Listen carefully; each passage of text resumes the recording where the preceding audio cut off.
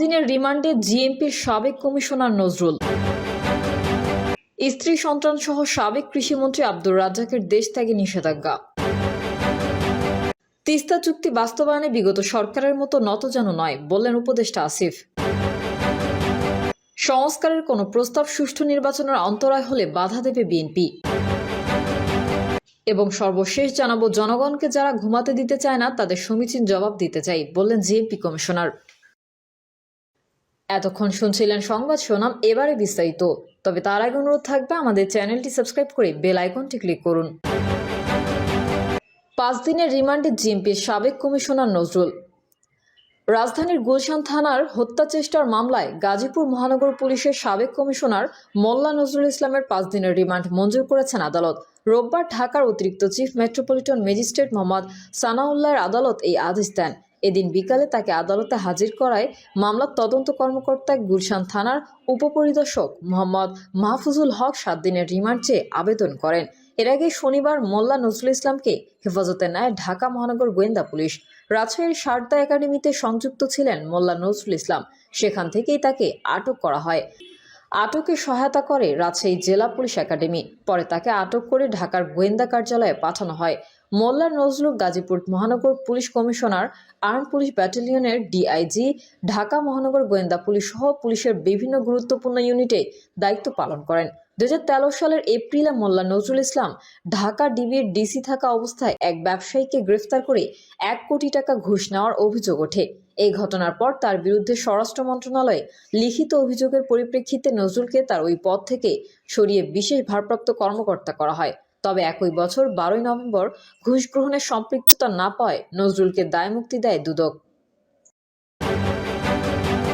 স্ত্রী সন্তান সহ সাবেক কৃষিমন্ত্রী আব্দুর রাজ্জাকের দেশ ত্যাগে নিষেধাজ্ঞা।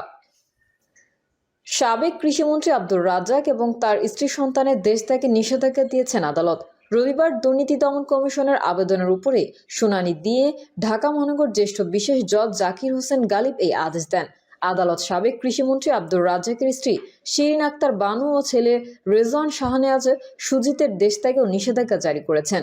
দুদকের সহকারী পরিচালক আমিনুল ইসলাম বলেন, দুদকের পক্ষে সরকারি পরিচালক আব্দুল মালেক এই আবেদন করেন। পরে আদালত আবেদন মঞ্জুর করে এই আদেশ দেন। আব্দুর রাজ্জাক ও তার পরিবারের সদস্যদের বিরুদ্ধে ক্ষমতার অপব্যবহারের মাধ্যমে কোটি কোটি টাকার আয় বহির্ভূত সম্পদ অর্জনের অভিযোগের অনুসন্ধান করছে দুদক। তদন্ত সংস্থাটির ভাষ্য, রাজ্জাকের পরিবারের সদস্যরা দেশ ত্যাগের চেষ্টা করছেন, সেই জন্য অভিযোগের সুষ্ঠু তদন্তের স্বার্থে তাদের বিদেশ গমনে নিষেধাজ্ঞা দেওয়া প্রয়োজন। তিস্তা চুক্তি বাস্তবায়নে বিগত সরকারের মতো নতজানু নয় বললেন উপদেষ্টা আসিফ। অন্তর্বর্তীকালীন সরকারের স্থানীয় সরকার, পল্লী উন্নয়ন ও সমবায় মন্ত্রণালয় এবং যুব ও ক্রীড়া মন্ত্রণালয়ের উপদেষ্টা আসিফ মোহাম্মদ সজীব ভুঁইয়া বলেছেন, বিগত সরকারের মতো নতজানু হয়ে নয়, তিস্তার চুক্তি বাস্তবায়নে এই অঞ্চলের মানুষের পানির ন্যায্য হিস্যা আদায়ে অন্তর্বর্তীকালীন সরকার ভারতের সঙ্গে মাথা উঁচু করে কথা বলবে। প্রয়োজনে তিস্তার পানির ন্যায্য হিস্যা আদায়ে ভারতকে আন্তর্জাতিকভাবে চাপ প্রয়োগ করা হবে। উত্তরবঙ্গের যেখানেই গিয়েছি সবার একটাই দাবি, রিলিফ চাই না, তিস্তার পানি চাই। তিস্তা মহাপরিকল্পনার চূড়ান্ত অন্তর্বর্তীকালীন সরকারের সময় হবে বলেই জানান তিনি। এছাড়াও উত্তরবঙ্গের অন্যান্য উন্নয়ন কার্যক্রম প্রসঙ্গে স্থানীয় সরকার উপদেষ্টা বলেন, তিস্তার চরে জনসংখ্যা অনুপাতে শিক্ষা প্রতিষ্ঠান নির্মাণের ব্যবস্থা করবে স্থানীয় সরকার মন্ত্রণালয়। উত্তরবঙ্গে কৃষি পণ্য সংরক্ষণের জন্য বিভিন্ন স্থানে কোল্ড স্টোরেজ নির্মাণের কথা উল্লেখ করা হয়। পাশাপাশি কৃষি শিল্পের বিকাশের জন্য চিনিকলগুলো চালু করা হচ্ছে বলে জানান তিনি। পীরগাছা থেকে চিলমারির অর্থনৈতিক সমৃদ্ধি বাড়াতে তিস্তার উপরে 1400 মিটার ব্রিজের সার্ভে করা হয়েছে। এই সরকারের আমলে উদ্বোধন করা হবে বলে আশাবাদ ব্যক্ত করেন স্থানীয় সরকার উপদেষ্টা। ইতোমধ্যে শিক্ষার হার বৃদ্ধিতে উপজেলা ভিত্তিক আধুনিক লাইব্রেরি এবং উন্নয়ন কাজের জন্য বিশেষ বরাদ্দের ঘোষণা করা হয়েছে বলে উল্লেখ করেন তিনি। প্রধান অতিথি হিসেবে বক্তব্যকালে পানি সম্পদ মন্ত্রণালয়ের উপদেষ্টা সৈয়দ রিজওয়ানা হাসান বলেন, তিস্তা আন্তর্জাতিক নদী বিধায় কোনো দেশের একক অধিকার নাই। তিস্তার বাঁধ খুলে দেওয়ার আগে ভারতের উচিত আমাদেরকে অবশ্যই অবগত করা। চীনের সাথে তিস্তা মহাপরিকল্পনা 2025 সালের ডিসেম্বরে চূড়ান্ত হবে বলে জানান তিনি। পানি সম্পদ উপদেষ্টা আরও বলেন, তিস্তার ভাঙন রোধে আগামী সপ্তাহে শুরু হবে 45 কিলোমিটার তীর রক্ষা কাজ। গণশুনানিতে উত্তরবঙ্গের বিভিন্ন এলাকায় জনসাধারণ তিস্তা মহাপরিকল্পনা বাস্তবায়ন, তিস্তার পানির সুষম বণ্টন, তিস্তার সাথে শাখা নদীগুলোর সংযোগকরণ, তিস্তার পানির ন্যায্যতার ভারতের সাথে শক্ত অবস্থান, বন্যা খরায় পূর্ব প্রস্তুতি গ্রহণ, তিস্তার দুই পারে শক্তিশালী বাঁধ নির্মাণ সহ আরও নানান দাবি উত্থাপন করেন। সংস্কারের কোনো প্রস্তাব সুষ্ঠু নির্বাচনের অন্তরায় হলে বাধা দেবে বিএনপি। নির্বাচন ব্যবস্থার সংস্কার কমিশনের কোনো প্রস্তাব সুষ্ঠু নির্বাচনের অন্তরায় মনে হলে বিএনপি বাধা দেবে বলে মন্তব্য করেছেন দলটির স্থায়ী কমিটির সদস্য নজরুল ইসলাম খান। তিনি বলেন, বিএনপি যদি মনে করে সংস্কার কমিশনের কোনো প্রস্তাব সুষ্ঠু নির্বাচনের পথে অন্তরায়, তবে নির্বাচন কমিশনের পাশাপাশি আমরাও বাধা দেব। রবিবার রাজধানীর আগারগাঁওয়ে নির্বাচন ভবনে এক ব্রিফিংয়ে সংস্কার কমিশনের 3টি প্রস্তাবের বিপরীতে ইসির স্বাধীনতা খর্ব করবে সিইসির এমন মন্তব্যের প্রসঙ্গে সাংবাদিকদের করা প্রশ্নের জবাবে এসব কথা বলেন তিনি। এদিন ইসির সঙ্গে বৈঠক করে বিএনপির প্রতিনিধি দল।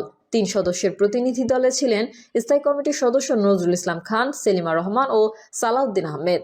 নজরুল ইসলাম খান বলেন, সংস্কার কমিশনের সুপারিশ নিয়ে অংশীদারদের সঙ্গে সরকারের আলোচনা শেষে একটি সিদ্ধান্ত আসবে। সেই অনুযায়ী যদি আইন বিধির পরিবর্তন হয়, নির্বাচন কমিশনকে তা মানতে হবে। তবে এখনো সেগুলো হয়নি। বৈঠক শেষে সাংবাদিকদের নজরুল ইসলাম খান বলেন, নির্বাচনের বিষয়ে আলোচনা হয়েছে, জাতীয় নির্বাচনের প্রস্তুতি কেমন সেটি জানতে চেয়েছে। মনে হচ্ছে নির্বাচন কমিশন সঠিকভাবেই নির্বাচনের প্রস্তুতি নিচ্ছে। ইসির ভোটার তালিকা হালনাগাদ কর্মসূচি নিয়ে আলোচনা হয়েছে জানিয়ে বিএনপির এই নেতা বলেন, আলোচনার পর মনে হয়েছে আগামী মে-জুন মাসের মধ্যেই তারা আপডেটেড ভোটার লিস্ট দিয়ে নির্বাচনের আয়োজনের জন্য প্রস্তুত থাকবে। তবে নির্বাচনের বিষয়ে সিদ্ধান্ত নেওয়ার ক্ষমতা এখন কমিশনারের নাই। রাজনৈতিক মতামতের ভিত্তিতে সরকারের অনুরোধ সাপেক্ষে কমিশন নির্বাচন আয়োজন করবেন। ইসির প্রস্তুতি অনুযায়ী খুব দ্রুতই নির্বাচন আয়োজন সম্ভব বলে মন্তব্য করেন তিনি এবং আরও বলেন, বিএনপি কতদিনের মধ্যে নির্বাচন চায় এমন প্রশ্নের জবাবে তিনি বলেন, যেহেতু নির্বাচনের তারিখ ঘোষণা করার দায়িত্ব সরকারের, আগামীকাল প্রধান উপদেষ্টার সাথে আমাদের একটি আলোচনা রয়েছে, আমরা সেখানে এই প্রসঙ্গ তুলব। জনগণকে যারা ঘুমাতে দিতে চায় না তাদের সমীচীন জবাব দিতে চাই, বললেন জিএমপি কমিশনার। গাজীপুর মেট্রোপলিটন পুলিশের কমিশনার ডক্টর নাজমুল করিম খান বলেছেন, যারা জনগণকে অশান্ত করতে চায়, জনগণকে অস্বস্তিতে রাখতে চায় ও তাদের ঘুমাতে দিতে চায় না, আমরা এর সমীচীন দিতে চাই। জনগণকে অস্বস্তিতে রাখতে চায় ও তাদের ঘুমাতে দিতে চায় না, আমরা তাদের সমীচীন জবাব দিতে চাই। আপনাদের মাধ্যমে আমরা জনগণকে আশ্বস্ত করতে চাই, আমরা জনগণের পাশে আছি এবং শান্তিপ্রিয় জনগণও আমাদের পাশে আছে। কোনোভাবেই ফ্যাসিবাদের রাঙা চোখ এটিকে বরদাস্ত করবে না। তিনি বলেন, জনগণের শান্তির জন্য যা যা করার প্রয়োজন আমরা অপারেশন ডেভিল হান্টের মাধ্যমে সব করব। জনগণকে আশ্বস্ত করতে চাই, পুলিশ আপনাদের পাশে আছে, শান্তিপ্রিয় জনগণও আমাদের পাশে আছে, তারা কোনোভাবেই ফ্যাসিবাদের রাঙা চোখ বরদাস্ত করবে না।